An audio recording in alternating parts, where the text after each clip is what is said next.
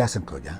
J'étais à Saint-Claude, sous la soufrière, parce qu'on était au camp Jacob, où je travaillais. Et par pur hasard, il y avait une grève. J'entends des gens qui crient, qui criaient. Alors moi, je me suis dit, voyant les autres travailler, ils s'en prenaient aux autres. Mais ce n'était pas ça du tout. C'est qu'eux, ils étaient dehors, en train de manifester. Ils ont vu la soufrière, qui envoyait des panaches déjà. Mais nous, à l'intérieur du bureau, on ne voyait pas ça. Mais pendant que je suis là, je vois des voitures qui traversent. On m'a dit, la soufrière, la soufrière. Et je regarde. Je vois la soufrière, toutes des panaches, noires, grises, machin. Alors je dis aux autres collègues, chut, n'ayez pas peur. Fermez, on arrange les bureaux, puisqu'on avait toutes les machines, on faisait les calculs, machin. Vous sortez parce que la soufrière est en éruption. À peine que je finis de dire ça, j'entends les petits gravillons qui tombent sur le toit. Toc, toc, toc, toc, le sang qui descend. Donc les collègues ont pu la fuite. Et moi, je suis resté là. J'ai été fermer les bureaux, éteindre des machines.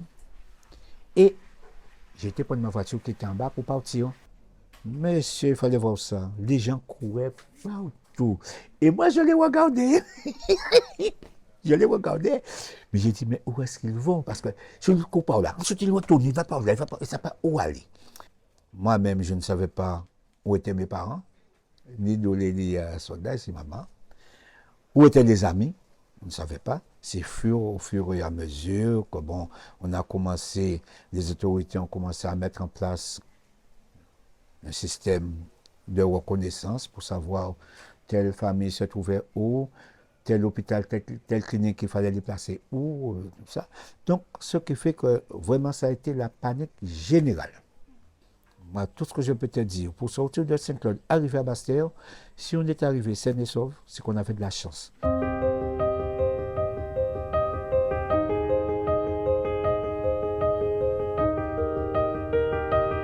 Vraiment, on était sinistrés parce qu'on a quitté nos bêtes, nos objets, tout ce qu'on avait. On est parti avec le strict minimum.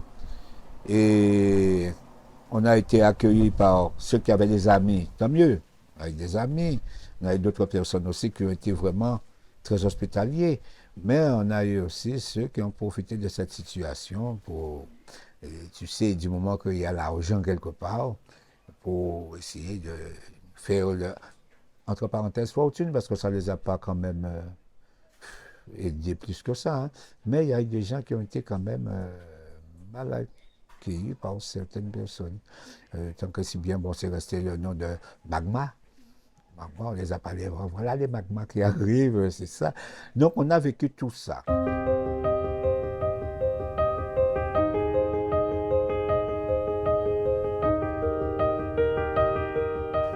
La manifestation de la soufrière a commencé depuis 1972. Depuis 1972, ils voyaient l'augmentation des séismes, qui était minime, mais qui augmentait à chaque fois. Et c'est en novembre-décembre 1975 qu'il y a eu un gros tremblement de terre. Et depuis ce gros tremblement de terre, novembre-décembre, il y a eu des trémors presque tout le temps. Ouais, ça tremblait.